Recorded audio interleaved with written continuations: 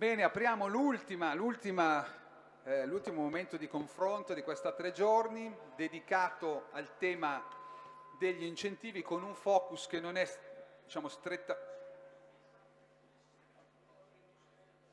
5 minuti, possiamo, intanto andiamo avanti e voi sistemate, è plausibile perché qui,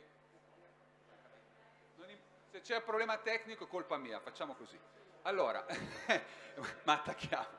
Allora, dicevo, ci concentriamo sul tema dell'incentivazione con un focus che non è strettamente energetico, ma è legato alla dimensione della città. Spesso si sente parlare di smart city, sappiamo che il tema delle città sono al centro dell'attenzione, in realtà sono al centro della storia mondiale più o meno dal Neolitico, quindi non è che sia sorprendente la cosa, è lì che si concentra gran parte di ciò che è il consumo di energia, di emissioni, consumo di materie prime, problematiche sociali e quant'altro. Allora, io chiedo di raggiungermi qui sul palco a Eleonora Egalini, di rappresentanza, eccola qua, di GSE, quindi gestore servizi energetici, benvenuta. Francesca D'Apporto dell'Università di Padova, prorettrice all'ambiente, ricordo bene, sostenibilità, chiedo scusa. Poi abbiamo Luigi Marangon, in rappresentanza di Infocamere, eccolo che lo vedo arrivare. E poi Giorgio Golinelli, adesso dividiamo in due per ragioni di comodità, Giorgio Golinelli in rappresentanza di Ace Gas APS AMGA, spero di averla pronunciata correttamente. Non un acronimo dei più felici, devo dire, se devo essere onesto, ma non importa. L'importante è la sostanza. Allora, qui c'è un altro microfono. Beh, facciamo così, visto che... anche perché direi che partiamo proprio da qua. Allora, io avrei una presentazione teoricamente. c'è una presentazione, mi dicono, non so se è già pronta, perfetto, sì. Di Egalini, la prima? Sì, c'è già. Ecco, io chiedo a tutti al massimo di stare in una decina di minuti di intervento, ok? In modo che se riusciamo poi facciamo anche un minimo di chiacchiera, e anche perché, come dire, il mio consiglio, visto che l'orario è tardo e la giornata è faticosa.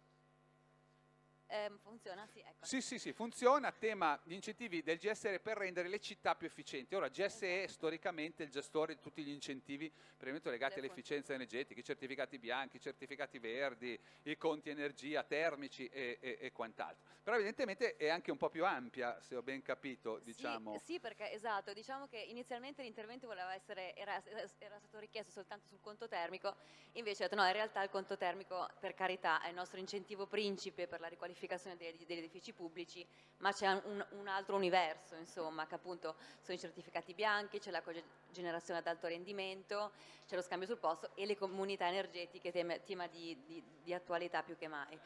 10 minuti sarà difficile, ma farò del mio meglio, insomma, sì. Diciamo che volendo raccontare un po' di cose sarebbe ideale che andasse la presentazione perché che fissa un po', diciamo, i concetti, ma... Lo facciamo partire, riusciamo a far partire la presentazione gentilmente? Ah sì, avanti, dovrebbe andare. Ah, io? Ah. Eccola qua. Ah, giusto, eccola. Grazie. Ma ok.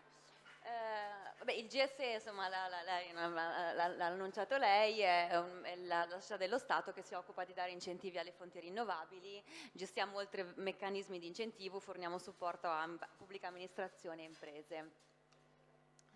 La dimensione di efficienza energetica è una dimensione trasversale che appunto permea tutto ciò che riguarda le riqualificazioni, la normativa che evolve, tutto quello che bisogna fare per stare al passo coi tempi, quindi è un aspetto che appunto tocca tutto ciò che riguarda stare al passo con la normativa a livello di energia, esatto, nella società. E questa slide sta a significare che se si parte già da una progettazione mirata, è utile partire da una progettazione mirata in modo da poter infine richiedere, diciamo, gli incentivi, beneficiare degli incentivi statali. Il GSE ha appunto a disposizione un ventaglio di incentivi, di strumenti appunto per venire incontro, per aiutare pubbliche amministrazioni e privati appunto in questo percorso di riqualificazione. Il principale è il conto termico che è rivolto sia alla PA che ai privati per la pubblica amministrazione a 200 milioni di euro stanziati ogni anno ed è un incentivo a fondo perduto. Questa è la griglia degli interventi che sono consentiti alla pubblica amministrazione, quindi un po' tutti quelli che riguardano appunto l'efficienza, dal più virtuoso al più ambizioso che è la trasformazione in NZEB, al solare termico, all'involucro, infissi, sostituzione di impianti illuminanti, caldaie, vecchi generatori con pompe di calore, caldaie e condensazione e quant'altro, sistemi efficienti di automazione, diciamo.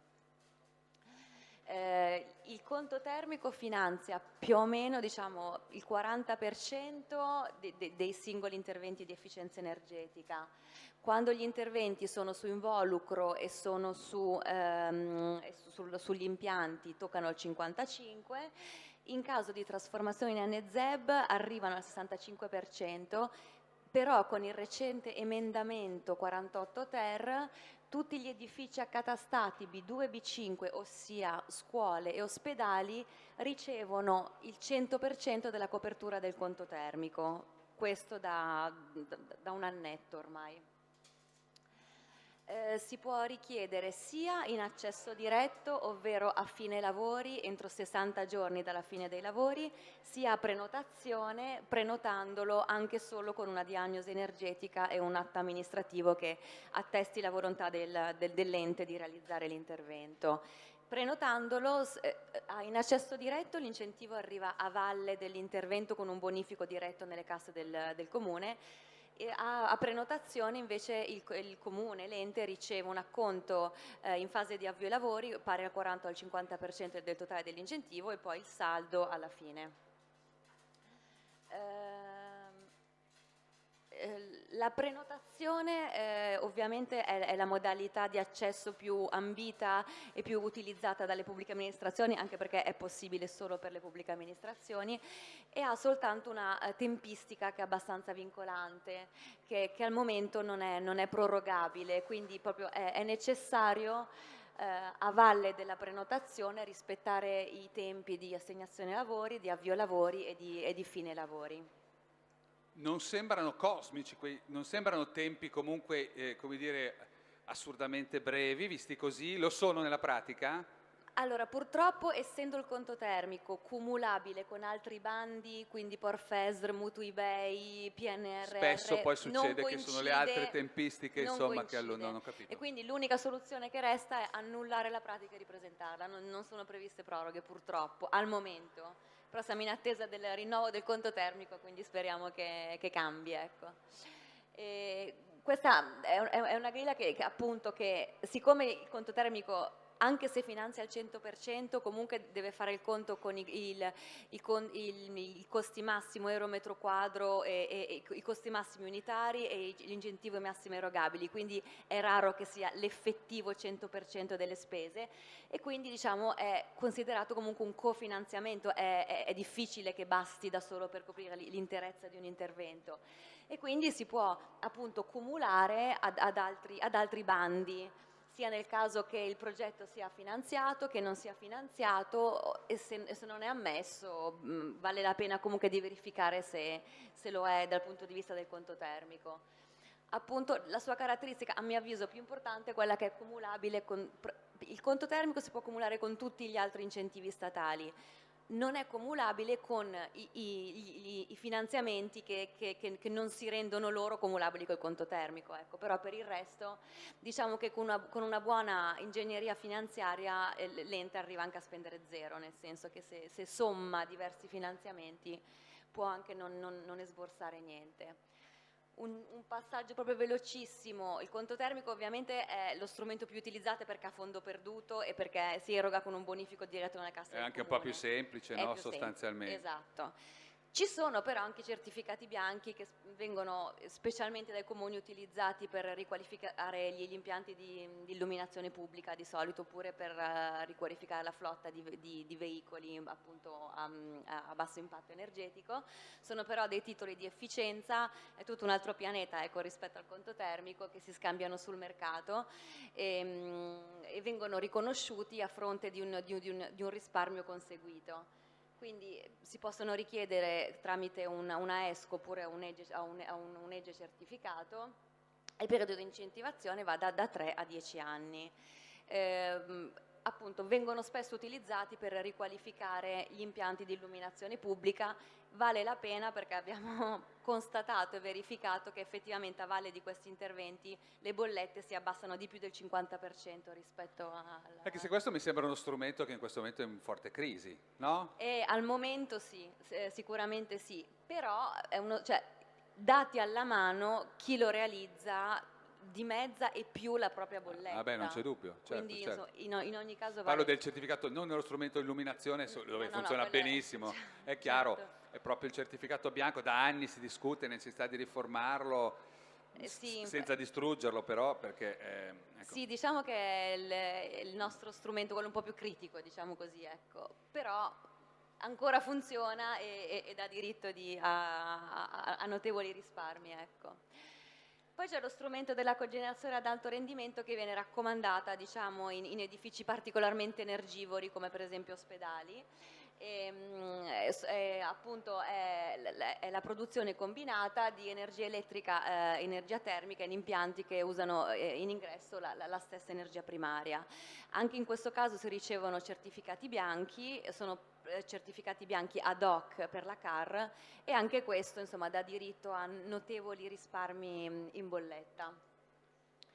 Poi c'è lo strumento di autoconsumo che ovviamente utilizzandolo anche qui la bolletta si alleggerisce, si può addirittura essere remunerati dalla vendita dell'energia che non si utilizza, sicuramente si rende l'amministrazione più sostenibile e si va verso gli obiettivi 2030 dell'Europa. Ecco. Un ente locale, diciamo, per diventare un autoconsumatore deve compiere una serie di step a partire, diciamo, dalla diagnosi, quindi da una fotografia attuale dei propri consumi, valutare i possibili benefici dello strumento dell'autoconsumo se viene utilizzato, contestualizzare i vari interventi, quindi magari combinare riqualificazione energetica, autoconsumo, combinarne un po' e capire appunto quali vantaggi portano, naturalmente affidare la realizzazione degli interventi e poi manutenerli, che è un altro tema molto importante, quello della manutenzione. E poi c'è il tema molto caldo, molto sentito in questo momento, di autoconsumo collettivo e di comunità energetiche. Ancora la normativa non è così cristallina, diciamo così, però stiamo cercando di arrivarci. Ne abbiamo parlato a lungo in questi giorni, si sta attendendo l'entrata in vigore, diciamo, dell'aggiornamento della Energy Community, che di fatto consente di uscire da un ambito molto ristretto, che tecnicamente è quello della cabina secondaria, cioè quelle torrette che trovate per strada che alimentano, hanno diciamo sotto a valle 200 kW al massimo, per capirsi, un piccolo condominio, piccolo no, ma un condominio potrebbe esaurire una di queste cabine. Adesso si sta allargando invece ad diciamo, alla cabina primaria, quindi un ambito molto più ampio, una platea più ampia, potenze maggiori degli impianti ammessi. Una domanda, è plausibile che in questo momento, perché andare a vedere il sito del GSE pare che di come dire, comunità, non so quale sia il termine giusto, ma diciamo ufficialmente contabilizzate come Energy Community ce ne sia una. Al momento, è vero? mi vergogno a dirlo, ma ne abbiamo qualificata una. Sì. Qualificata, ecco. Qualificata una. Pare che ci sia una ventina di fatto più o meno. Il superstar comune di Vitulano, ve lo dico, perché è provincia di Bienne, Brindisi, sì. E che stiamo chiamando dappertutto a testimoniare perché è l'unica che ce l'ha fatta, quindi lo chiamiamo il nostro programma di formazione. Speriamo non sia l'1 su 1000 ce la fa di morandiana memoria. Ce ne sono altri che sono in valutazione, però ancora non è detta l'ultima parola, quindi ad ora lui Ufficialmente quella... purtroppo esatto. sì adesso, però confidiamo in una crescita. Perché ecco, c'è di molta queste. attività. Ecco, io mi domandavo, il fatto che siamo un po' a metà del guado, non è che in questo momento sta tenendo anche ferme... Ma diciamo che appunto nessuna normativa è così chiara, cioè ci sono ancora un sacco di domande, un sacco di interrogativi. Noi adesso abbiamo aperto un tavolo, stiamo aprendo un tavolo con ANCI, anche con anche altri interlocutori, per redigere le linee guida proprio per configurare una comunità, nel senso che proprio molti ci chiedono da che parte cominciare, Certo. no? A livello anche giuridico, insomma, e non ci sono ancora criteri definiti universalmente, quindi ognuno prova un po' a tentoni. Credo che è molto flessibile in sé lo strumento, non è che abbia grandi vincoli, non so chi sia il No, gestore, no. dice chi non può, gli operatori professionali dell'energia che fanno i distributori o che vendono energia, e poi per il resto può essere un cittadino, può essere un Tutti, comune, un sì, ente, sì. un'azienda privata, insomma un Sì, po', sì. quindi insomma, è anche difficile forse mettere in piedi una roba da copiare con lo stampino, no? Sì, esatto, è talmente particolare, esatto, è suscettibile di un sacco di diversità, di modifiche, insomma, di peculiarità, quindi sì, è vero, un modello è difficile, però stiamo cercando comunque di implementarlo Certo, proprio come per dare di una fornire una serie, direzione. insomma, Sì, di possibili esatto, prototipi. sì.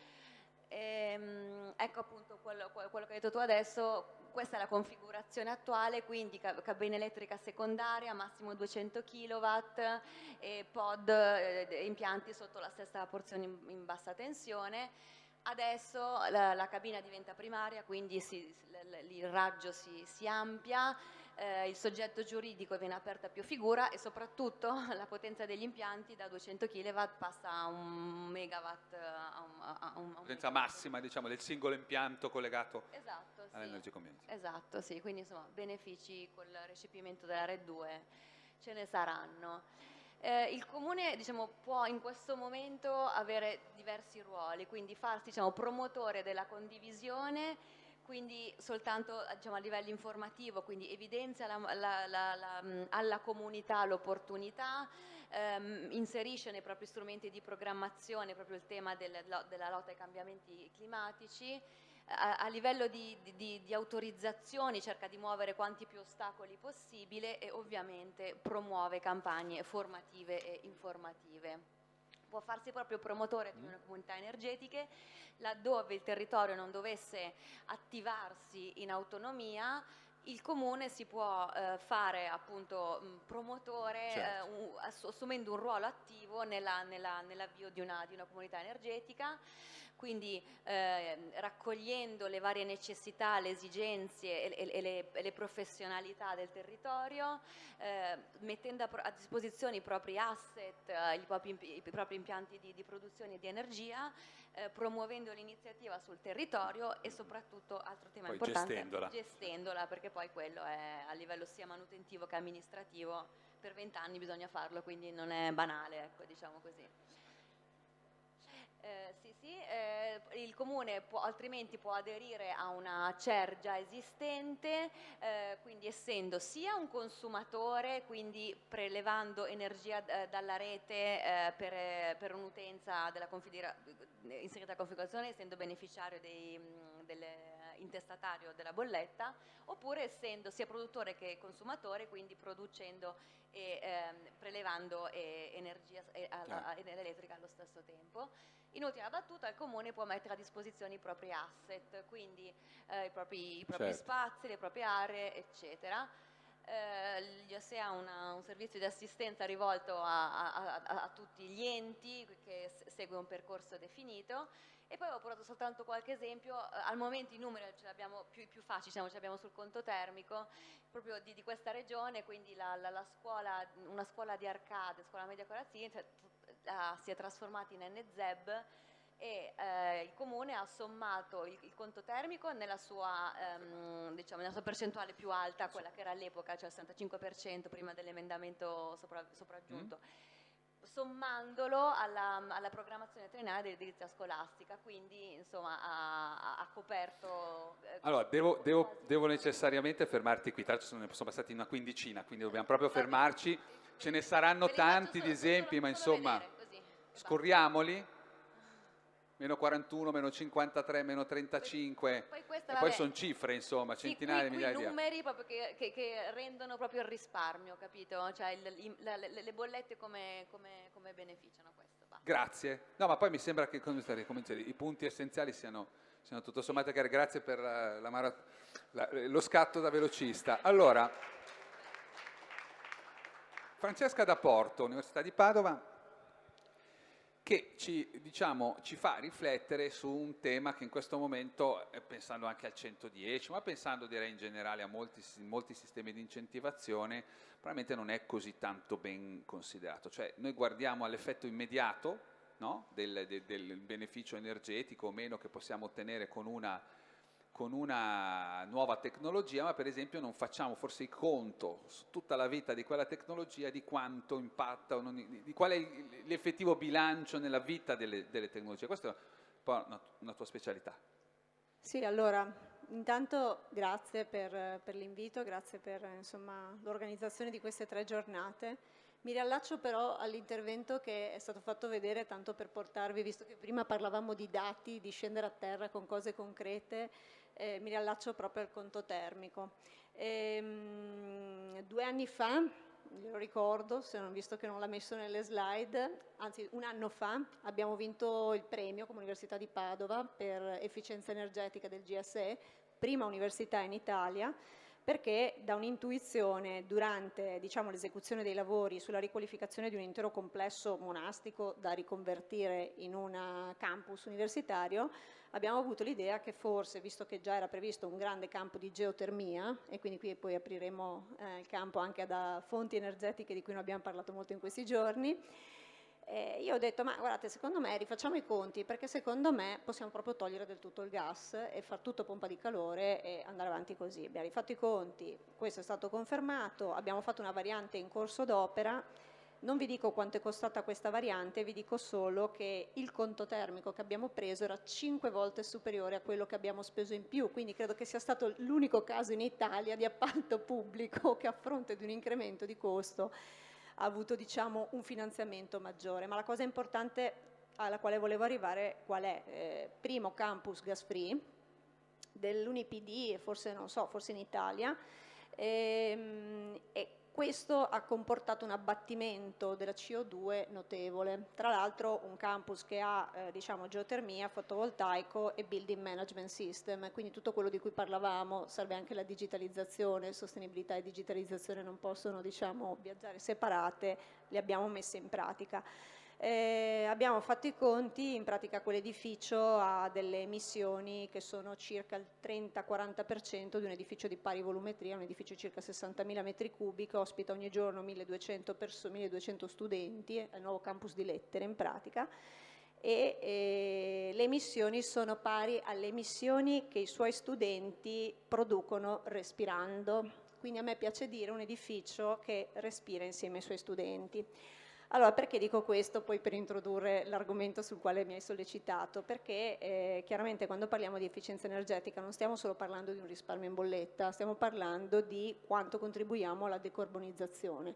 E questo è il primo aspetto, perché in tutti i sistemi di incentivazione, anche il sisma bonus, scusate, il super bonus, la modalità di calcolo del cambio di classe, eccetera, eccetera, è una modalità di calcolo che a fronte di procedure amministrative molto complesse fa un calcolo invece piuttosto semplicistico del kilowattora che risparmia, eccetera. E un calcolo semplicistico che non conta molto bene la parte di condizionamento estivo, e quella, voglio dire, sta diventando prevalente, in alcune zone d'Italia è prevalente, e quindi non ci consente in qualche modo una visione in cui il bonus dovrebbe essere commisurato all'apporto, al beneficio ambientale che il tuo intervento porta. Perché dico questo? Perché tu comunque, tu privato o tu pubblico che fai l'intervento, ci guadagnerai comunque in bolletta. È giusto che ti venga incentivato per avere il booster, insomma la spinta a fare l'intervento, però voglio dire, e gli altri ci guadagnano perché c'è una minore emissione di gas serra, no? Quindi minori consumi energetici, minori emissioni, e quindi in definitiva un contributo agli obiettivi di decarbonizzazione.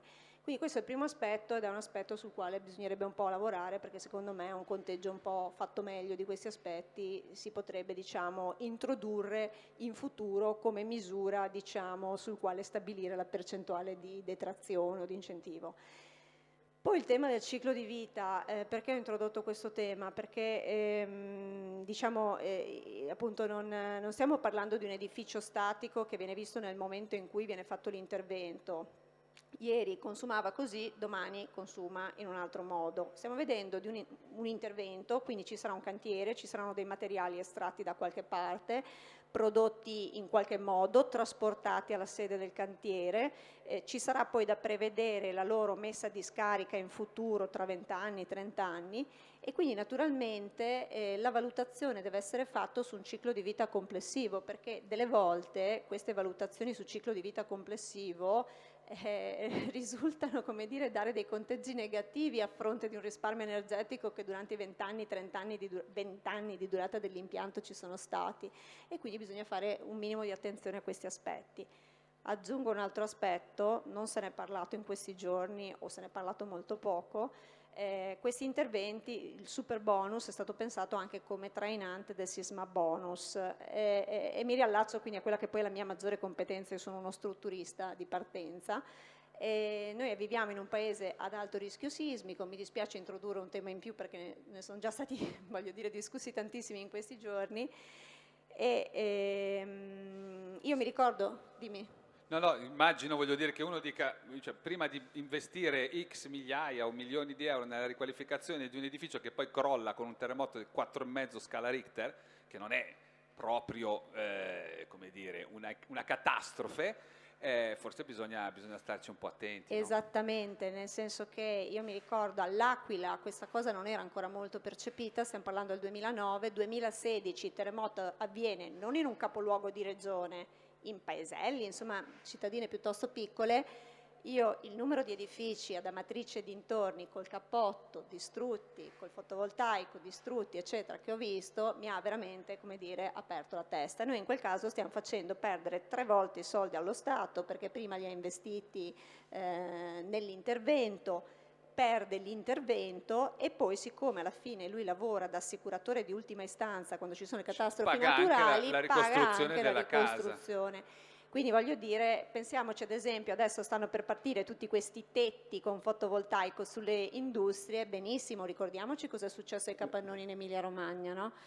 Cioè, questo vuol dire che non che non lo dobbiamo fare, ma che dobbiamo usare il traino dell'energetico per pensare a un problema reale del nostro paese. E quindi anche questo fa parte del ciclo di vita. Io investo, ma se ho un'alta probabilità che il mio investimento sia buttato via in qualsiasi altro campo della Crolli, finanza, ma non nel senso finanziario, in nel questo caso, nel senso senso fisico del termine. Esatto. Allora voglio dire, cioè, gli esperti di finanza qui sanno che, cioè, valutano sempre i loro rischi negli investimenti, perché lo Stato non valuta questo rischio, cioè a un certo punto questo aspetto dell'unione dei due bonus deve essere preso in seria Dovrebbe essere considerazione. reso forse cogente, almeno in alcuni casi, insomma, Ecco, sostanzialmente. io non O sono giù di per lì. la cogenza in nulla, però insomma deve essere, come dire, fortemente spinto, ecco.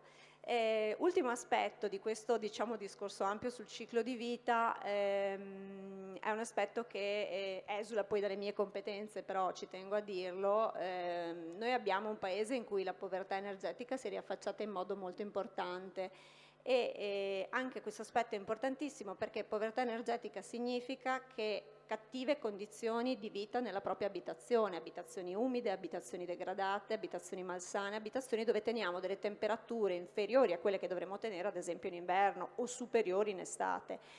Questo è studiato, voglio dire, è un dato di fatto, aumenta la probabilità di malattie respiratorie, cardiocircolatorie e anche l'insorgenza o riacutizzarsi di malattie psichiatriche.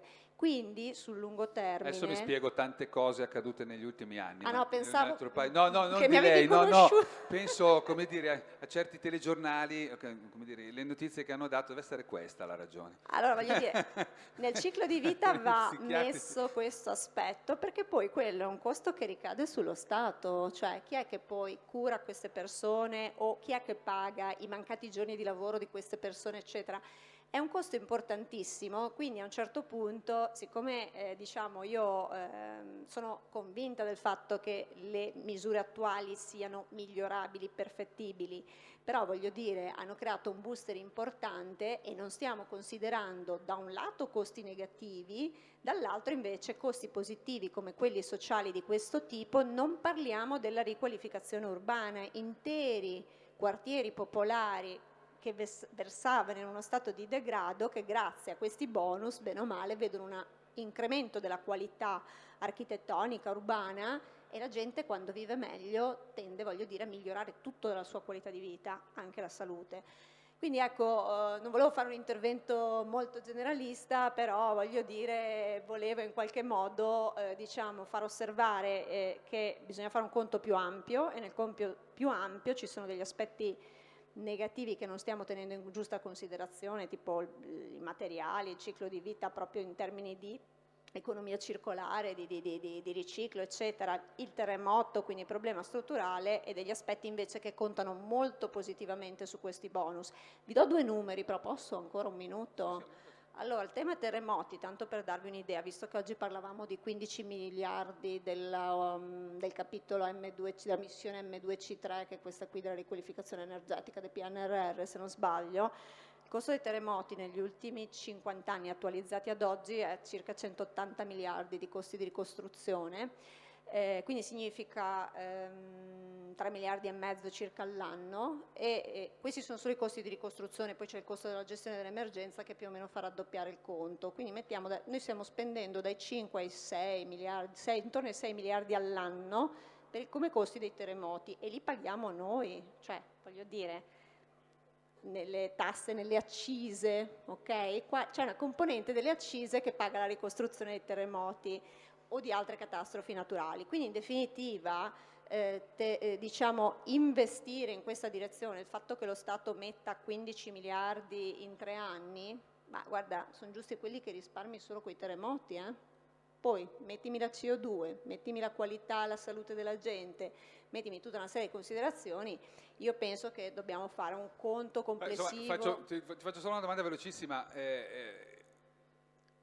Normalmente diciamo, è molto diffusa l'abitudine, anche comprensibile, e la lamentela in questo paese nei confronti delle complicazioni, non rischia, ecco, questa necessità effettivamente di tenere conto non solo di, come dire, di un pezzo del panorama, ma di tutto il panorama, contemporaneamente non rischia di andare a sbattere contro la necessità di complicare le cose oltre ogni capacità di gestione, non dico della professoressa universitaria, che ha strumenti non comuni, insomma. Allora, no, grazie della domanda. Ci sono 2 livelli ovviamente. Il livello, quello dell'incentivazione a singolo intervento, secondo me dovrebbe semplicemente tenere in conto in modo un po' più dettagliato di aspetti ambientali, tipo la CO2, tipo, cioè l'emissione di gas serra, e voglio dire qualche considerazione sul ciclo di vita dei materiali, e sono conti che sono veramente facilmente fattibili. Oggi ci sono tutti gli strumenti tecnici,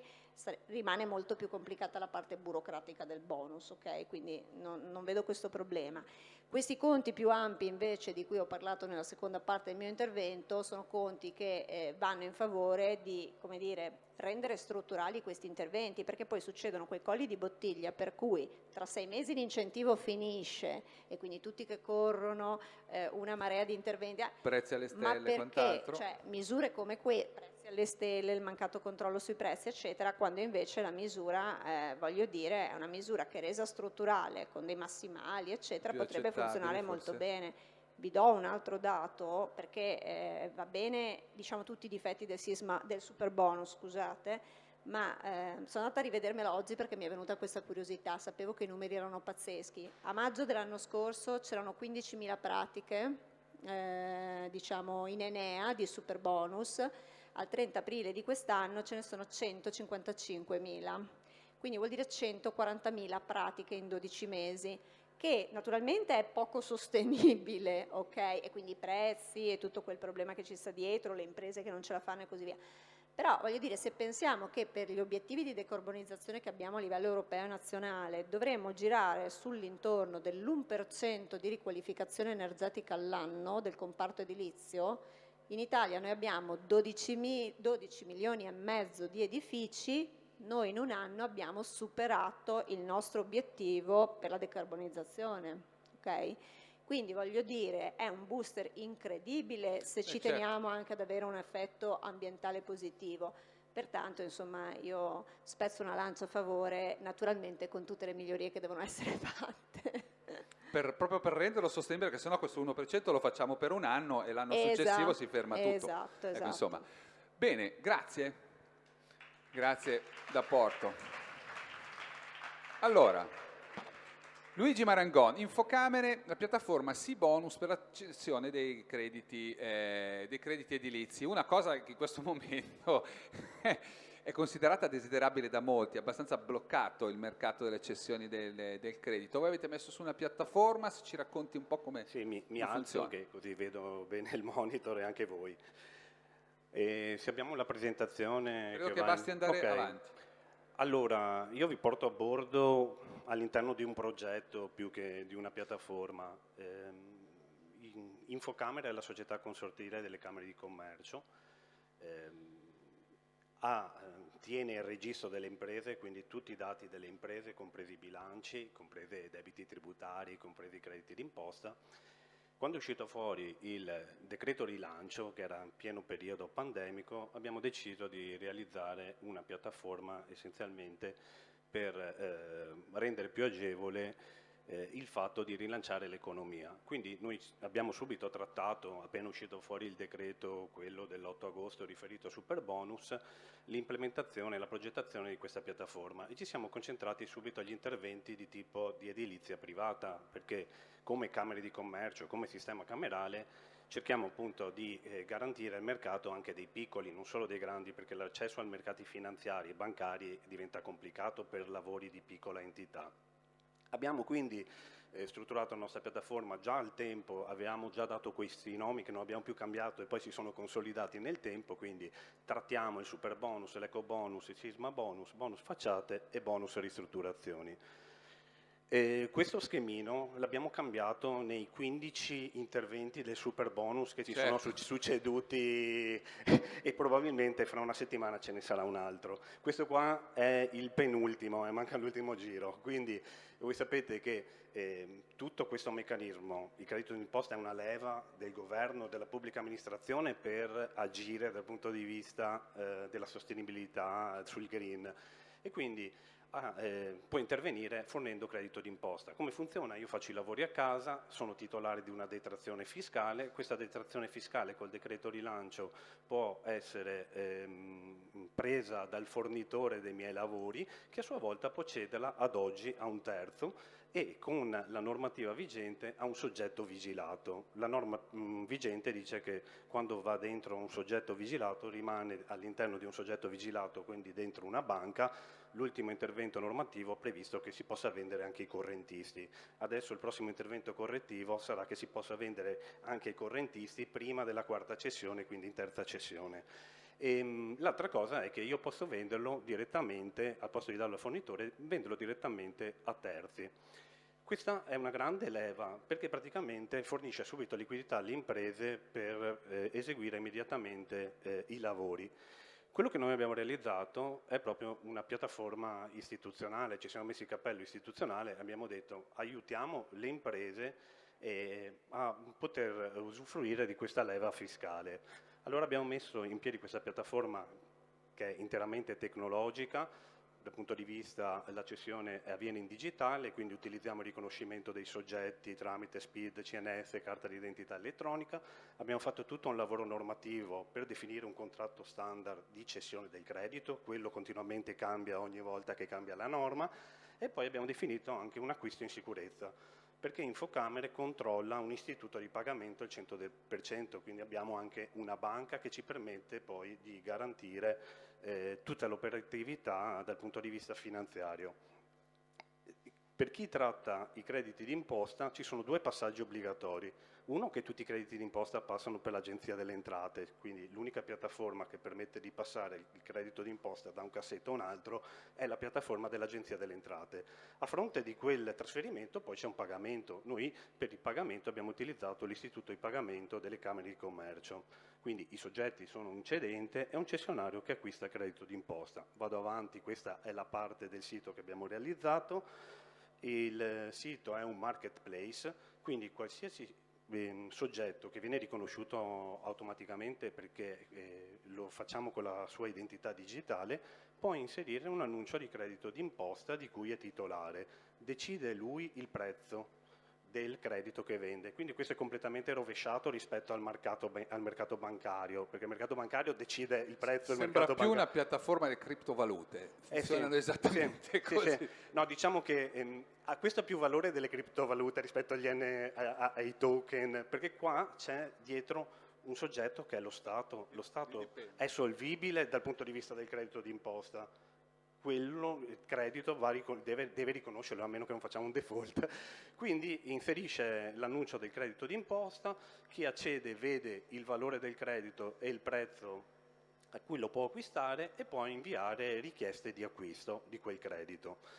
Il cedente si vede una serie di richieste di acquisto da parte di una serie di soggetti e poi decide a chi venderlo sottoponendo, cioè firmando il contratto digitale che gli viene fornito nella piattaforma. Dal punto di vista dell'operatività, questo è solo uno schemino, per chi compra il credito vede un acquisto acquistabile, invia la richiesta, firma il contratto, versa i soldi su un conto che gli apriamo gratuitamente noi. Al cedente andiamo a dire che il cessionario, quindi colui che acquista, è solvibile e quindi può operare al trasferimento del credito. Il cessionario quindi vede il credito nel cassetto fiscale, lo accetta e viene sbloccata la somma. Stessa cosa dal punto di vista del cedente, colui che vende, quindi immaginiamo le imprese in questo caso, inseriscono senza oneri, senza nessuna spesa, annunci all'interno della piattaforma, si vedono le richieste, firmano il contratto, poi gli arriverà da cedere il credito e quando ha ceduto il credito gli arriveranno le somme. Perché è importante SeaBonus? Perché abbiamo generato con questi interventi di super bonus più o meno ci saranno 50-60 miliardi di crediti d'imposta in circolazione adesso. Le imprese, in questo momento ci sono imprese non del settore edile che praticamente hanno 50 miliardi di debiti tributari da pagare entro i prossimi 12 mesi. Con una liquidità però complessiva perché abbiamo verificato tutti i bilanci, di 300 miliardi. Quindi abbiamo imprese con liquidità e debiti tributari che possono acquistare senza essere intermediati direttamente credito d'imposta per avere un risparmio immediato. Quello che stiamo facendo adesso, stiamo ricercando una soluzione dal sistema bancario e quindi tutti gli... Si può fare, cioè, cioè, in questo momento in attesa dell'ultimo decreto per la cessione ai correntisti, cioè, chi sono i soggetti che oggi di fatto possono acquistare questo credito? Allora, tutti i soggetti fiscali che hanno dei debiti tributari e capienza fiscale. Ma è in seguito agli ultimi cambiamenti No, che avviene? Questo è sempre stato così? La piattaforma è attiva da febbraio, abbiamo fatto già 60 milioni di euro, abbiamo 15.000 utenti all'interno, abbiamo fatto più di 1.000 operazioni, quindi è attiva la piattaforma. Non ci sono solo le banche, insomma, per cedere i crediti? Ma questa è una piattaforma che viene usata anche dalle banche e dalle fondazioni perché è completamente rovesciata. Mentre la banca deve aprire uno sportello e un servizio presso i clienti, qua viene a scegliere, quindi è rovesciato il sistema. Ne approfitto per presentarvi brevemente Gennaro Di Noia, che è come dire, di Field Fisher e che tra l'altro tra breve, anzi ti invito ad accomodarti direttamente, visto che adesso i posti per sederci ci sono, e poi tra l'altro proseguirà il lavoro, ma c'è una domanda che ti voleva fare. Sì, no, era semplicemente chiarissima e sicuramente come marketplace funziona benissimo. Asseverazione, certificazione del credito, come avviene il controllo? Perché io vado in banca e arrivo con un bel dossier cartaceo, comunque supporto e verifico. Qui io entro, carico il mio credito, ma vuol dire che devo caricare tutto il dossier dei documenti con tutte le asseverazioni del caso e poi il cessionario fa dei controlli, ha la possibilità di fare dei controlli, come fa a verificare la legittimità del credito o comunque la bontà del credito? Allora, questa piattaforma, mi sono scordato di dirla, è fatta in collaborazione col Consiglio Nazionale dei Commercialisti. Quando voi accedete a sibonus.infocamere.it, è fatta col Consiglio Nazionale dei Commercialisti, quindi c'è dietro anche la Fondazione dei Commercialisti, che è quella che scrive le linee guida. Alcuni degli annunci all'interno sono marcati come attestati da commercialista, perché noi vediamo che accede un commercialista, perché abbiamo il collegamento con l'INIPEC, che gestiamo noi, quindi l'indice delle PEC, e lui va a dire sì, ho inserito il credito secondo la fondazione, secondo le linee guida della fondazione. Può inserire tutta la documentazione in piattaforma, il cessionario può chiedere tutta l'ulteriore documentazione che gli serve. Quindi se poi il cessionario si serve di un advisor per fare una verifica, può in maniera versatile chiedergli tutta la documentazione che serve. Quindi non è previsto a monte, quando carico la mia richiesta di cessione di credito, già tutto il dossier. Io carico solo la prenotazione, o cioè comunque la mia disponibilità, e poi è il cessionario che mi chiederà di avere evidenza di tutta la documentazione. Sì, noi a seguito del decreto, quello antifrodi del 12 novembre 2021, comunque abbiamo previsto dei minimi documenti obbligatori che vanno dall'asseverazione al visto di conformità. Quelli sono obbligatori e li troverete già dentro gli annunci, ci sono già. Poi c'è la possibilità di chiederne ulteriori, perché questa diventa una piattaforma abilitante in cui cedente e cessionario se la modellano secondo i processi interni che hanno definito. Sembra chiaro. Ok, lascio. Ci possiamo fermare qui, grazie. Benissimo, grazie. No, tra l'altro molto, molto interessante. Allora, andiamo da Giorgio Golinelli, vi dicevo ACE Gas APS AMGA, che ci porta verso il tema della riqualificazione energetica per edifici pubblici e privati. So che, come dire, il punto di vista di Golinelli è forse un po' meno entusiasta rispetto almeno al rapporto costi-benefici del meccanismo di incentivazione del momento, che è il 110. No, il momento per il nostro settore, in particolare per la riqualificazione energetica e la transizione ecologica, è entusiasmante, perché oggettivamente lo è, ma è anche di un livello di complessità che dopo 25 anni di questo mestiere non si era mai raggiunta. Perché? E spendo due parole sulla situazione, perché abbiamo avuto una spinta enorme dal PNRR, abbiamo avuto una spinta sulla domanda da parte dei bonus e di tutto il sistema incentivante tradizionale, che poi il governo in questi anni ha upgradato in modo importante, ma dall'altra parte abbiamo avuto tutte le tensioni sul recupero dei materiali, i colli di bottiglia legati alle grandi domande anche sulla fase progettuale degli interventi, l'aumento dei prezzi dell'energia e in certi momenti forse anche ulteriori difficoltà legate proprio al poter dire che un pensiero, un'idea di efficienza energetica verrà realmente realizzata. Allora, siccome la società, noi siamo una società, siamo una ESCO, la nostra missione è quella di realizzare, noi facciamo gli interventi. E come si svolge questo fare? Si svolge risolvendo un problema su due assi. Il primo è quello massimizzando il risparmio energetico e la componente economico-finanziaria, quindi noi massimizziamo questo asse, ma dobbiamo anche risolvere, e questo non era così in passato, anche una catena realizzativa, che fino a un po' di tempo fa veniva data per scontata e oggi non è.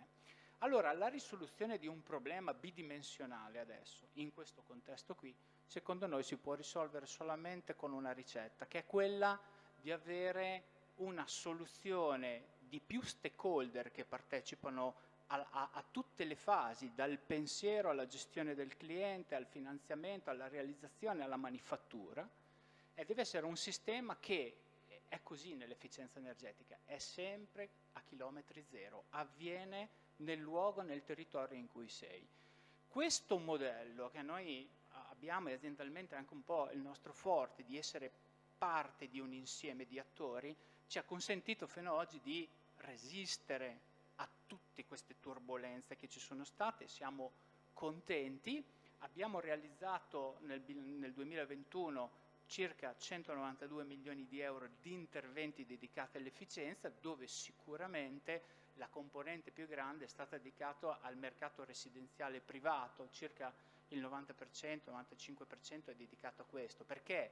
Perché quando risolviamo un algoritmo a favore del cliente, il cliente chiede il massimo dal punto di vista di risparmio energetico ma anche economico, e quindi in funzione delle regole che ci sono noi le risolviamo, le ottimizziamo in questo modo. Trovate il bilanciamento sostanzialmente fra, certo, Da quello che è il meglio, il beneficio immediato anche in termini di esborso e il beneficio nel lungo periodo, sì, che è legato ai risparmi che si ottengono. però non ci bisogna fermarsi lì. Quello che nel nostro mestiere riteniamo fondamentale, ma adesso passa in secondo piano, è che poi dopo noi garantiamo la performance. Cioè, quando vado via, io non vado via, quando abbiamo fatto gli interventi rimaniamo lì, e quell'obiettivo di risparmio noi lo garantiamo. Quella performance dell'infrastruttura che abbiamo realizzato, noi per tutto l'arco del contratto, 5, 8, 10 anni a seconda di quello che sceglie il cliente, ancora di più nella pubblica amministrazione, lo garantiamo e facciamo in modo che quello renda per quello che era il progetto. Ora, quindi per noi sì, è una fase molto buona, abbiamo addirittura una fase che pensiamo ancora meglio sul 2022. Certo che, se devo dire su questo palco, se c'è qualcosa che secondo me occorre riflettere, è prima di tutto la questione di una stabilità normativa, perché devo dire che abbiamo una frequenza di interventi. Siamo sempre d'accordo quando si parla di sicurezza sul lavoro, quando si parla di antifrode, chi non è d'accordo, perché diciamo è una cosa fondamentale. Vabbè, il grande tema è questa grande, che però a maggior ragione se uno non ha creato con il territorio e con tutti gli stakeholder che partecipano, perché sembra dire faccio un cappotto in un condominio una banalità, ma non è così. Non è così. Curiosità rispetto a quello che diceva, e mi aggancio a quello che diceva la professoressa D'Aporto, ma negli interventi che andate a pianificare sul residenziale c'è anche un'analisi legata appunto al contesto sismico piuttosto che al contesto, come si parlava di un processo più a 360 gradi, o è trainato dall'esigenza del condomino e che quindi chiede delle particolarità?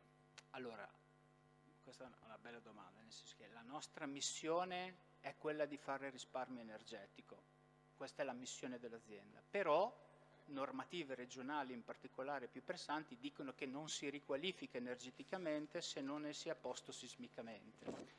E quindi stiamo abbinando questi due interventi, ma la nostra scelta è sempre di seguire la nostra missione, che è il risparmio energetico. Siamo arrivati in alcune fattispecie nella pubblica amministrazione anche a fare delle demolizioni e ricostruzioni NZEB di asili. Ne abbiamo fatto uno, abbiamo impiegato 2 anni, dal pensiero alla progettazione. Certo. E quindi, voglio dire, è qualcosa che richiede un impegno importante. Poi, la fermo un attimo solo per ragioni logistiche. Allora, io vorrei intanto ricordare che abbiamo in collegamento abbiamo Paolo D'Aprile del MITE, del Ministero della Transizione Ecologica, che non ha potuto intervenire come previsto stamattina per un impegno col Ministro, e che però ci ha raggiunto adesso. Quindi al termine del suo intervento, Golinelli, gli lasciamo un attimo la parola anche a lui, perché ci parla di strategia energetica legata tra PNRR e equilibri internazionali. Certo, questo è un momento, insomma, è un po' un fuori tema, ma che è importante perché comunque è un tema molto caldo. Io nel frattempo ringrazio tutti, ho una necessità logistica, devo scappare, vi lascio nelle ottime mani di Gennaro Di Noia, che proseguirà il lavoro di coordinamento dopo il sottoscritto. Grazie mille, grazie a te.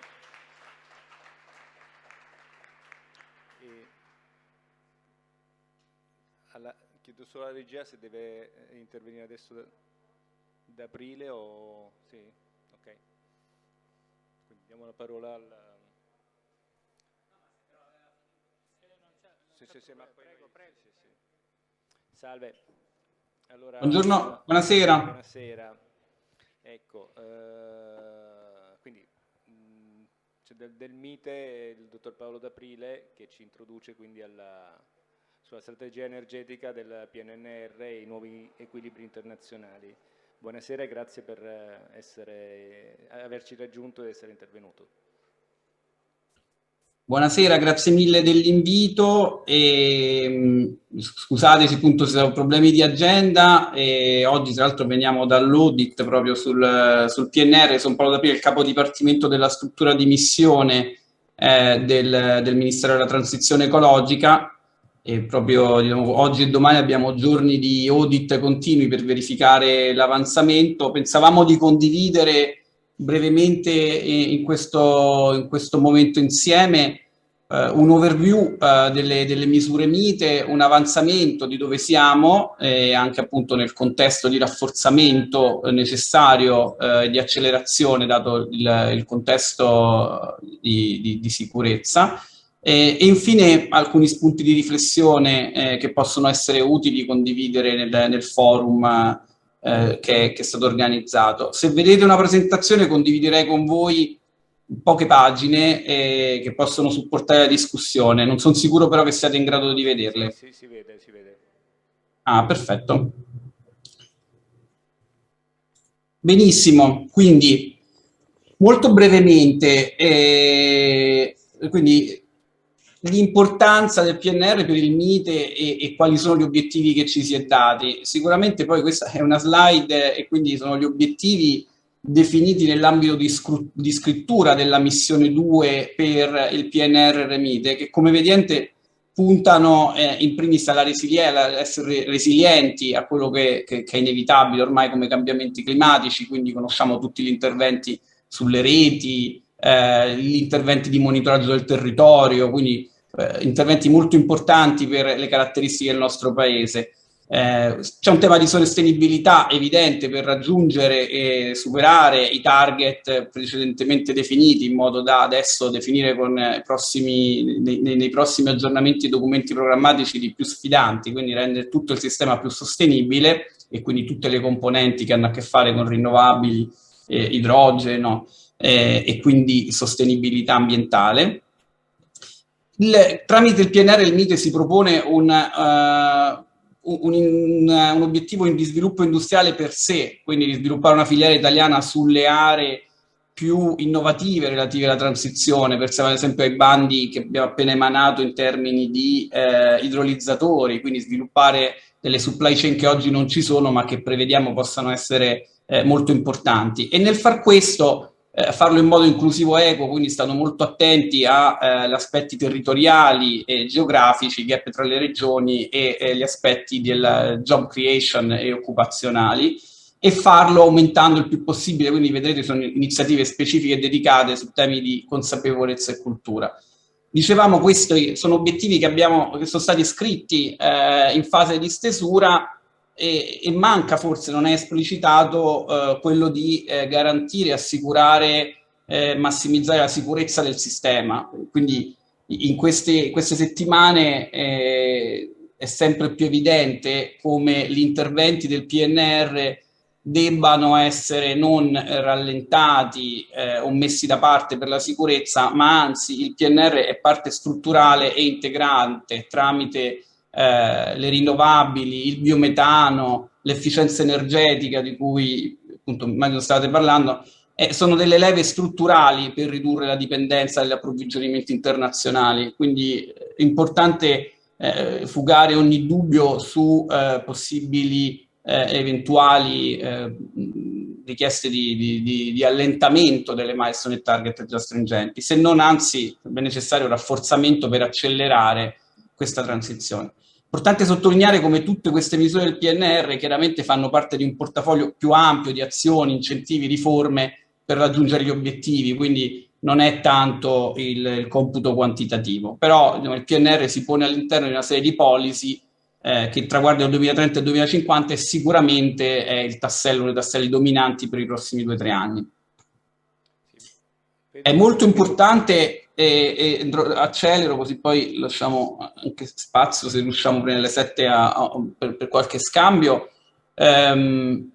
evidenziare che non è soltanto un piano per il MITE, soprattutto in generale lo spirito di tutto il Next Generation EU non è tanto un piano solo di investimenti. È stata bella, vedete come a titolarità il MITE conta più di 34, di fatto 35 miliardi su 26 linee di investimento, ma il PNR va visto soprattutto come un piano di riforme che accompagnano gli investimenti e sono quelle che poi permetteranno di superare questa wave di investimenti. Cioè, se l'agrivoltaico funzionerà perché stimolato dal PNR, non sarà tanto il miliardo, quindi l'ammontare di risorse dedicate direttamente come investimento, ma accompagnato alla riforma potrebbe aprire un mercato che sicuramente è un piccolo, potrebbe essere anche un piccolo game changer su un certo tipo di filiere. Quindi è importante vedere le riforme e vedere il PNR soprattutto come un piano di riforme, oltre che una macchina di bandi e di opportunità di investimento a breve termine.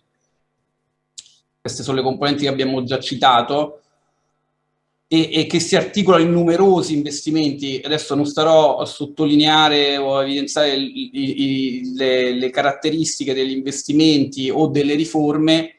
Quello che è importante forse evidenziare è che come Ministero della Transizione Ecologica si è puntato ad avere una copertura molto ampia sia delle tematiche che dei sottosettori, perché la transizione ecologica appunto riguarda vedete l'iniziativa in componente 1.1.1 dalla gestione dei rifiuti fino ai porti verdi in fondo, passando per i parchi, quindi gli obiettivi sono diversi, così come i beneficiari e gli strumenti sono molto diversi, quindi essendo obiettivi diversi si rivolgono alcuni alle regioni, alcune alle città metropolitane, alcune ai privati, quindi c'è un'ampia complessità da gestire che però è quello che è strutturale per arrivare laddove è necessario intervenire per raggiungere l'obiettivo. Quindi sono molte misure che hanno diversi obiettivi, diversi beneficiari e strumenti, dall'accordo di programma al bando aperto ai privati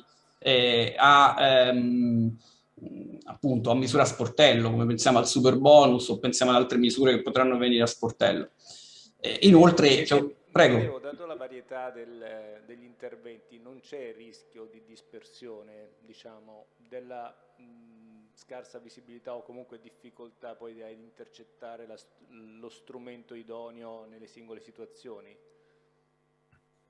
Ma riteniamo che è vero che c'è elevata complessità, però questa complessità è funzionale a raggiungere diversi obiettivi e diversi beneficiari. Se ci si fosse focalizzati solo su 3 iniziative con 3 tipi di, non so, solo su rinnovabili, offshore, onshore, non saprei, o solo su efficienza, sarebbero trascurati degli aspetti della transizione ecologica che invece abbracciano problematiche, stakeholder e quindi necessariamente strumenti diversi. Quindi da una parte è vero che è complesso, ma è indispensabile. No, sicuramente, ma la domanda era un po' più, nel senso, per poterle cogliere propriamente queste varie misure, la struttura, diciamo, professionale o comunque ci saranno delle tavole rotonde per cui si crea anche il substrato necessario per poterle supportare adeguatamente, quindi farle arrivare ai destinatari che le possano cogliere per tempo e in modo appropriato?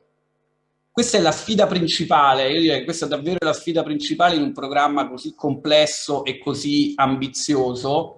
E per questo è fondamentale sia, infatti il Ministero si è strutturato e si sta strutturando con strutture, professionalità, supporti e convenzioni dedicate, così come gli enti territoriali e così come anche i privati si dovranno strutturare. Io personalmente penso che la capacità di catturare queste opportunità passi per, abbiamo voluto sentire 3 implicazioni principali. Uno, riuscire a far partnership per cogliere queste occasioni tra gli operatori pubblici e privati, quindi riuscire davvero, visto che alcune iniziative sono a titolarità regione, alcune città metropolitane, e quindi è necessario coordinare spesso il contributo industriale o finanziario con la titolarità o le competenze e gli aspetti autorizzativi. Quindi fondamentale, dati i tempi ristrettissimi,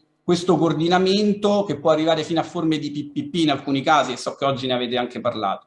La seconda è la necessità di tempi. I tempi purtroppo, questa è una cosa unica, innovativa per i programmi che vengono gestiti dalle amministrazioni pubbliche. I tempi sono tutto e quindi non sono derogabili. Questo è un programma che va a milestone e target e non a spesa, e quindi è fondamentale, con l'adeguata comunicazione, che gli operatori privati e pubblici anticipino quanto possibile quello che ci si aspetta, perché conoscendo le milestone e target gli operatori dovrebbero essere in grado di sviluppare delle proposte in modo da farsi trovare pronti per quanti possibili fabbisogni emergenti. Lasciatemi dire, se dobbiamo aggiudicare entro giugno una serie di bandi su ricerca e sviluppo idrogeno, piuttosto che dovremo aggiudicare i bandi per smart grid o resilienza a dicembre, e questo già si sa. Chiaramente la macchina delle procedure, bandi, decreti, richiede alcuni tempi, però è corretto e sarebbe auspicabile e virtuoso questa proattività da parte dei vari soggetti pubblici e privati.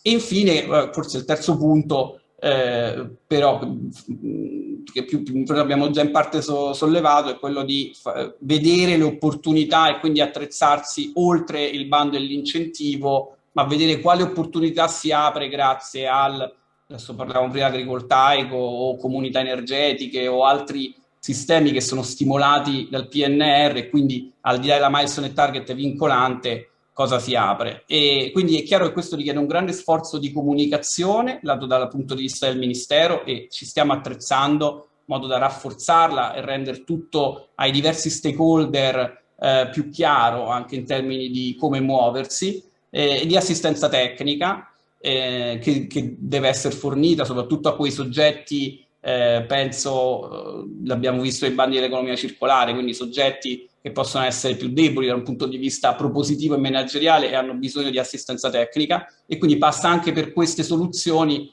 su cui ci stiamo cercando di attrezzare. Il Ministero a breve avvierà una procedura per il reclutamento di oltre 100 esperti che andranno proprio a creare unità di project management e assistenza tecnica per facilitare e assicurare poi che tutte le 26 iniziative e gli obiettivi vengano raggiunti.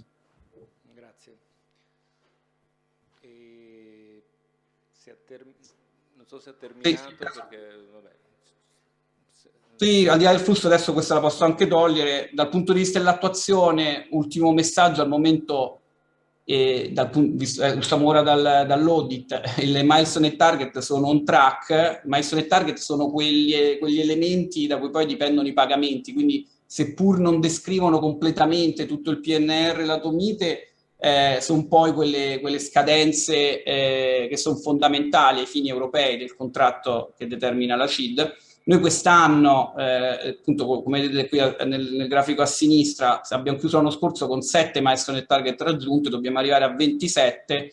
In questo momento, in questo primo trimestre, ne abbiamo chiuse circa 5, poi subject to la revisione finale, e da qui a giugno ne abbiamo altre 10. Quindi di fatto è una corsa, soprattutto in questa prima fase di avviamento, direi, questi primi 6 mesi, un anno, che è una fase di emissione, aggiudicazione, procedure, mentre i milestone target successivi sono più di raggiungimento progressivamente dei target, dalla produzione del biometano, del rinnovabile o quel che sia.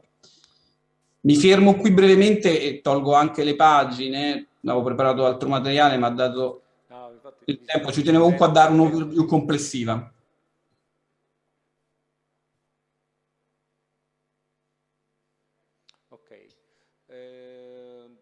Secondo me esauriente il tema, diciamo, l'ultimo tema, che più o meno incrociava quello di prima, diceva che il Ministero sta selezionando appunto degli esperti, anche qui tempistiche per riuscire a dare le informazioni agli addetti ai lavori e poi anche a chi deve cogliere i bandi, non sono già un po' troppo in ritardo? Cerco un po' di fare un po' il... No, certo. Sulle tempistiche per il reclutamento degli esperti, adesso penso le procedure, io penso a breve comunicheremo quali sono i profili e diciamo anche i fabbisogni per ciascuna delle tipologie. Noi ci aspettiamo che da qui all'estate si possa chiudere, almeno quindi saranno tutti i tempi per e saranno comunicati opportunamente sia per ricevere le candidature più idonee e per selezionarle. Quindi diciamo i tempi per arrivare da qui all'estate con diciamo, la squadra di supporto lato meter completo ci sono. Chiaro che sarebbe stato meglio anticipare tutto, averli già on board, però diciamo che questo sarebbe stato l'ideale. Detto ciò, consideriamo pure che soprattutto la squadra dei project manager, che forse è una delle novità che si vuole inserire all'interno delle strutture dell'amministrazione, quindi un account dedicati project manager responsabili di ciascuno degli investimenti. Quindi se sono 26 linee di investimento, 26 project manager, ciascuno responsabile di interloquire poi con i beneficiari dell'attuatore, capire quali sono i problemi autorizzativi, normativi, financing, in modo da sbloccare e rimuovere e assicurarsi che le risorse vengano utilizzate. Quindi questi sono dei profili che ovviamente la loro rilevanza entrerà in gioco sempre più quando i progetti vengono aggiudicati. Se noi adesso aggiudicheremo per esempio i progetti sull'economia circolare, da quel momento in poi sarà fondamentale avere delle interfacce chiare. Quindi aspettiamo che il fatto che entrino anche nel secondo semestre, ovvio sarebbe stato meglio avere prima queste risorse, ma diciamo, quello sarà il momento in cui dal prossimo semestre e poi verso fine anno avremo più bisogno di accompagnare il project management della struttura. Dottor D'Aprile, grazie mille per l'intervento. Noi aspettiamo lato professionisti e altro l'informazione e l'informativa necessaria per poter supportare questo processo, perché chiaramente, come diceva prima, c'è bisogno del contributo di tutti e quindi noi a intercettare le misure, le aziende a poterne usufruire, noi in attesa appunto di avere magari possibilità di avere accesso a queste informazioni, la ringraziamo per l'intervento e grazie ancora. Grazie a voi per l'opportunità e a presto. A presto. Arrivederci. E passiamo alla discussione della sfida del super bonus. E quindi ringrazio i relatori e chiamo al tavolo Roberto Boschetto, Presidente di Confartigianato Veneto, Carlo Valerio, il Presidente di Confapi, e Mauro Ciccarelli di Assoesco, Comitato Direttivo di Assoesco.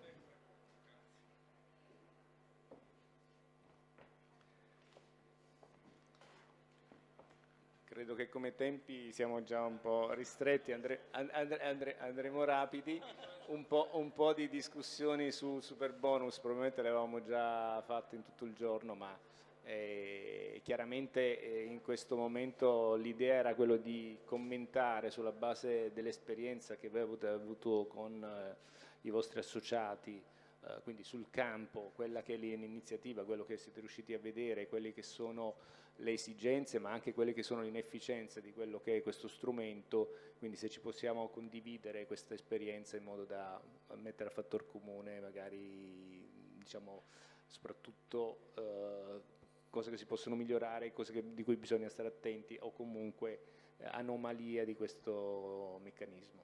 Sì. Buonasera a tutti, grazie dell'invito, vi porto anche il saluto del Presidente nazionale Granelli perché inizialmente era stato invitato lui. Sì, purtroppo faceva specie sentire anche il Ministero, sono in ritardo, non hanno ancora l'organizzazione. Bisogna finire presto. Presto. Quando noi partiremo, perché dopo alla fine c'è qualcuno che deve lavorare. Bisogna partire presto. Ecco, i tempi sono sempre ristretti e quindi nascono tutte le situazioni che abbiamo già visto, quindi film che si ripetono di volta in volta. Sì, dispiace perché tornando al tema del 110 abbiamo visto fin dall'inizio un tema e quindi opportunità di lavoro importantissime, però fin dall'inizio con delle incongruenze, con delle difficoltà, ma soprattutto delle insicurezze. Questo ha portato a tardare nei tempi, ha portato che la malavita, come al solito in Italia esiste e riesce a avere capacità meglio dell'ufficio delle entrate, e invece le persone oneste si sono trovate a sobbarcare difficoltà di ogni genere. Quindi, ricapitolando, abbiamo avuto ritardo nella partenza, considerando che ci sono delle scadenze ben precise. A questo, per una serie di motivi, dopo si sono aggiunte quello che purtroppo stiamo vivendo nei cantieri. Il materiale per fare un cappotto che circa dalle nostre parti bisogna fare un cappotto da 14 in EPS, il classico polistirolo bianco, piuttosto che da 10, e 6 in grafite, lo devi aspettare minimo 2 mesi. Ecco, io mi chiedo, uno, come fa a stare nei tempi? A questo si sovrappone il tema degli uffici tecnici che sono oberati e sono i primi che partono. Senza loro avere tutte le liberatorie non possono dare la possibilità alle imprese di ordinare il materiale, di organizzarsi e quindi di creare un cronoprogramma per il lavoro. Si è aggiunto costi esorbitanti delle materie prime e quindi dei materiali che hanno portato a difficoltà, considerando che i prezzi sono legati a un preziario DEI nazionale, che per fortuna è stato anche corretto nel tempo, però sono sempre ritardi perché aspetti con ansia che esca il trimestre prossimo per avere i prezzi nuovi o meno. Mancanza soprattutto poi di forza lavoro. Forza lavoro che dopo diventa il vero esecutore, non è questione di aziende capaci a fare i lavori a regola d'arte, ma è questione di avere personale capace di lavoro. Questo ha creato, secondo me, una difficoltà enorme, ossia, primo, sono sorte imprese dall'oggi al domani che il giorno prima facevano totalmente un'altra cosa, così lavoratori che il giorno prima raccoglievano ravanelli e dopo si mettevano a fare il cappotto, e questo ha fatto sì dopo che i ritardi, lavori fatti male e dopo, ripeto, la mafia piuttosto che... Provo a fare un giro di tavola così. Ecco, succede che è difficile dopo a rappresentare le imprese sane, quindi tornando al ruolo mio, a rappresentare i nostri associati che hanno un aspetto deontologico ben preciso che devono stare, ma soprattutto sono aziende che vivono il territorio, che rappresentano il territorio e che quindi a quelle aziende uno va a suonare il campanello e dice ho fatto il lavoro fatto male. A sentire il punto di vista di Confapi, così sentiamo un altro... Grazie e grazie anche a voi per la stoica pazienza che dimostrate. Vediamo di dare un senso alla vostra presenza. E sì, sentiamo anche un altro parere che non è per niente diverso, forse è ancora più rigoroso.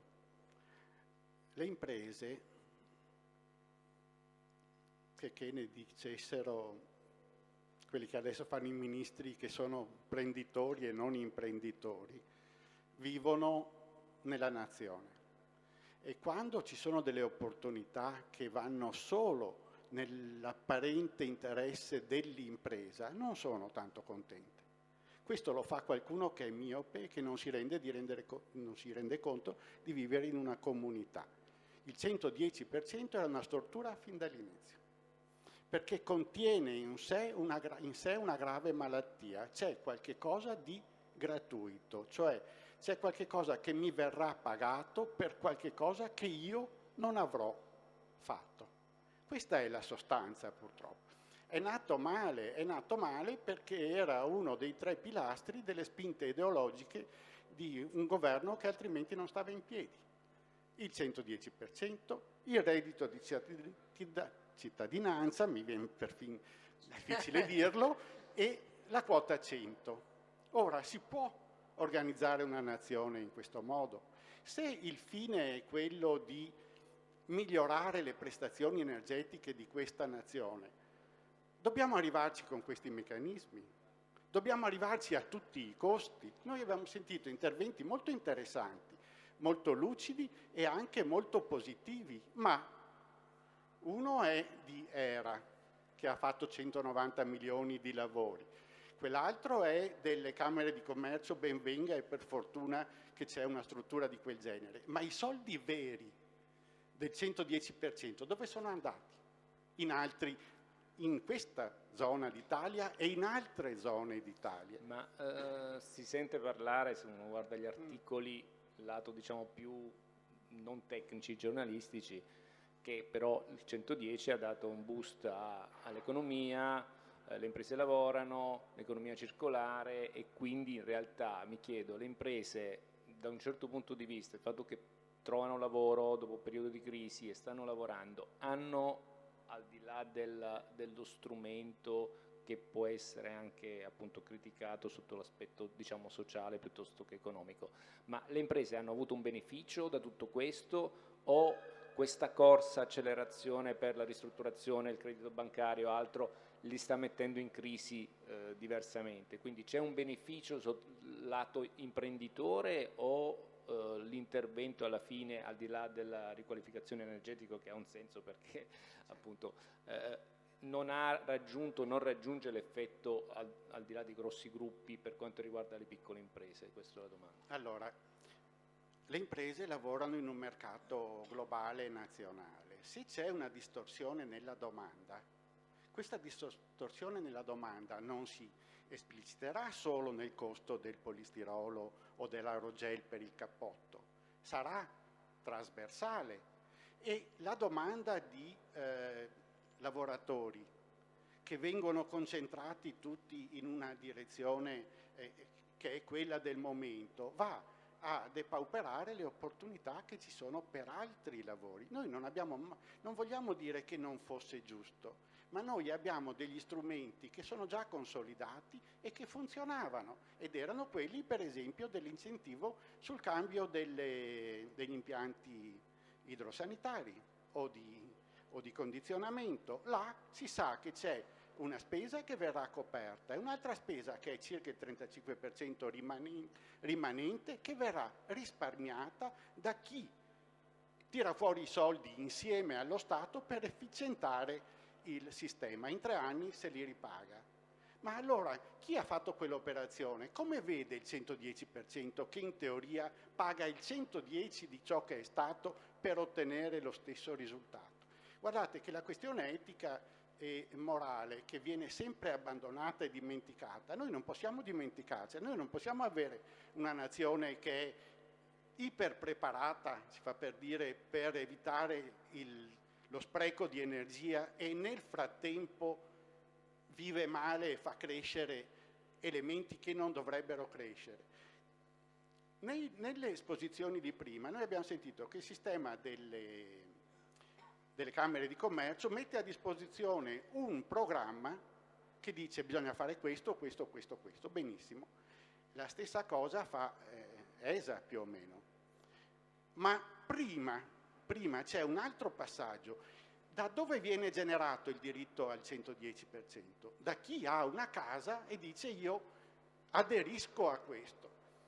È stato fatto troppo in fretta e non è strutturale. È stato forzato nei tempi, perché le stesse somme in un meccanismo strutturale avrebbero consentito, per esempio, di avere delle professionalità che quando è uscita la legge non c'erano, punto. Gli istituti tecnici non erano in grado di affrontare quello nella farraginosità, tra l'altro poi del però tutto. diciamo, il lato positivo può essere che, per quello che è la mia esperienza, molti tecnici hanno fatto un salto in avanti. Certo.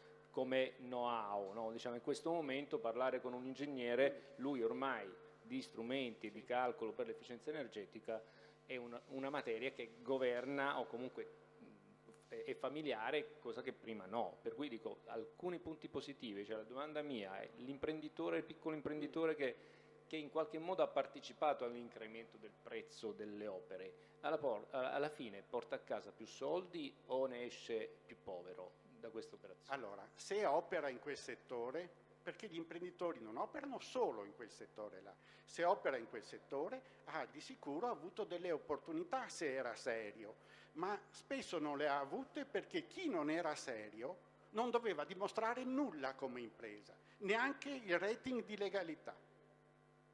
Questa è una stortura. È questa è noi non stiamo dicendo che non va bene, certo che ci sono state delle opportunità, ma quante di quelle opportunità sono state colte dalla malavita? Perché di questo si tratta.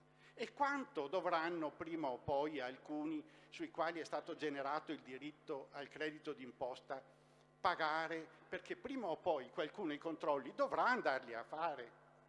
Se noi avessimo agito in una blockchain dove ogni volta che c'era un parere, un'offerta, un progetto restava là, immutabile per sempre, sì, non ci sarebbero stati problemi. Questo è il 2.0. Ma noi, e Questo è il noi 2.0. purtroppo abbiamo questo. È una curva d'esperienza. Quindi lo Stato ha deciso di investire questi soldi e poteva anche andare bene. Mi auguro che continui a farlo, ma in modo strutturale, finalmente prendendo l'opportunità di far lavorare chi nel frattempo si è preparato. Ma se tu cominci prima non stai facendo un servizio né alla nazione, né al futuro, né al risparmio energetico. Tu stai creando una stortura che poi farà arrabbiare ancora di più i cittadini, che a volte sono anche imprenditori o lavoratori, perché questo Stato non li ha rispettati. Grazie. E vediamo il punto di SO Expo. Per fortuna alla fine un po' di speranza, se no dicevo... Lo abbiamo... No, allora, intanto ringrazio i coraggiosi qua che sono rimasti, e grazie all'opportunità. E io, rappresentando Assoesco, posso portare, diciamo, il parere sia di ditte più grandi che di ditte più piccole, che a volte operano come professionisti, a volte anche come, diciamo, ditte che operano proprio nel settore edile. Devo ammettere che ciò che è stato evidenziato dai due relatori che mi accompagnano, che sicuramente alcuni accorgimenti sono stati presi in maniera corretta, forse tardi, e altri ne stanno prendendo. Proprio ieri è uscito un ennesimo accorgimento sulla SOA, che quindi, quindi qualcosa la SOA, va il fatto bene. che le banche finanziano solo chi è già correntista, cioè ci sono dei meccanismi che dei correttivi Che hanno fatto. Poi, come quello che si è notato in associazione, è che comunque, nonostante tutto, questo sistema ha una scadenza, tempi biblici rispetto a quello che erano abituati per il 50 o il 65%, che scadevano tutti entro la fine dell'anno. Questa volta invece c'è un orizzonte un po' diverso che permette sicuramente di programmare, al netto di quelli che sono stati, secondo me, dei ritardi strutturali. Se si è stati attenti a bloccare le frodi c'è stato un rallentamento, si è passata dalla gestione del credito al sconto in fattura un altro rallentamento, però comunque c'è stata una certa programmazione. Sono state messe in corsa le villette, questo bonus era nato per efficientare sicuramente condomini o strutture delle ATER, insomma dell'edilizia popolare. Sono state messe dentro queste villette che un po' hanno rallentato, e quindi la sensazione è che sia un ottimo incentivo che ha portato alla crescita delle attività, altrimenti oltre alla speculazione la realtà è che mancano i prodotti, quindi evidentemente un settore è stato messo in movimento. E mi appoggio a quello che diceva, non mi ricordo il nome, Valerio, che se si potesse rendere strutturale anche con la discesa degli incentivi programmati per i condomini al 2023, forse lo Stato potrà rendersi conto, non so, facendo rimanere al 70% che è previsto, o non lo so, potrebbe rendersi conto che ciò che è stato fatto è un investimento più che una spesa, e quindi la necessità di renderlo strutturale non sarà più una necessità per gli operatori, che secondo me, speriamo che allungano i tempi. No, potrebbe essere che in realtà i tempi saranno per sempre, perché lo Stato potrebbe fare dei conti e notare che l'attività di spesa gli ritorna per altri motivi. È diminuita la cassa integrazione, il comparto dell'edilizia pesa per oltre il 25% dello Stato, quindi potrebbe essere che questo sistema, dopo questa attività frenetica che ha portato tanti a giovare del 110, qualcuno non ce la fa già adesso, molte aziende non prendono più nuovi accordi, potrebbe diventare un incentivo veramente che cambia il volto della nazione. Prima la professoressa che adesso non c'è più, aveva dato un accenno alla parte del sisma. A me, insomma, questa cosa mi interessa da vicino, in quanto io sono aquilano e quindi ho vissuto il terremoto dell'Aquila. La possibilità dello Stato di investire per non spendere dopo è la definizione proprio di investimento, infatti. E non sarebbe male che si mettessero insieme le associazioni. Tutti accettano, so che è stato sbagliato, si accetta che purtroppo c'è stato l'accesso anche insomma, di malavita, i furbetti, come come delle accade cose sono state sbagliate, casomai sono entrate troppe aziende impreparate, però casomai dall'altra parte il know-how è cresciuto, delle ditte hanno lavorato per bene, se si rendesse strutturale non sarebbe male, perché dà un boost importante al rinnovamento, alla riqualificazione esatto. del nostro patrimonio immobiliare, e sicuramente sì, è un recupero che io vedo, perché in realtà zone popolari che sono state diciamo, riqualificate diventano comunque dei luoghi, comunque si vede che ci si può vivere meglio, come diceva prima la professoressa, effettivamente aiuta anche sotto altri profili. Sì. E poi c'è anche un effetto di traino, perché magari uno vede l'intervento che hai fatto e se è pianificabile cerca di candidarsi, perché adesso chi ha avuto il coraggio, la fortuna di avviarsi si trova in pista e gli altri sono rimasti indietro e non hanno più la possibilità, però se diventa strutturale può essere a beneficio un po' di tutti. Sì, sempre pensando che, credo, insomma, leggi di mercato, se oggi c'è un costo del materiale più elevato perché il 110 fa quello a tutti, quindi un po' la speculazione, un po' la carenza del materiale, la domanda è superiore a quello che è l'offerta, quando scenderanno casomai le percentuali ci potrebbe essere anche un allineamento verso il basso, e il 30% che io devo spendere di tasca mia è un 30% che costa di meno del 30%. È quello che avrei dovuto pagare. Oggi chiaramente sarebbe improponibile, ma se fosse stato normalizzato il prezzo sicuramente sarebbe accessibile. Sì.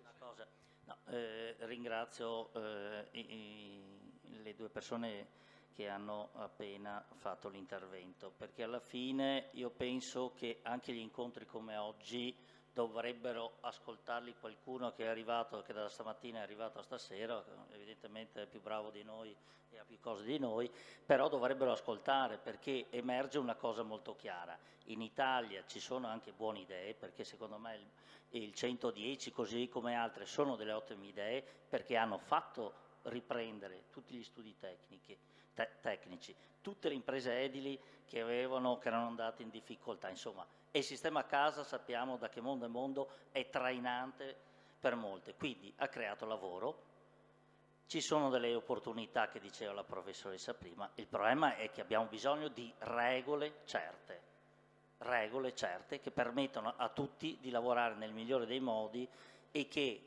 un paese possa crescere, altrimenti non cresce se avviene quello che è avvenuto e che abbiamo visto. Per quello dico, doveva qualcun altro ascoltare noi e non viceversa. Tutto qua. Grazie. Prego.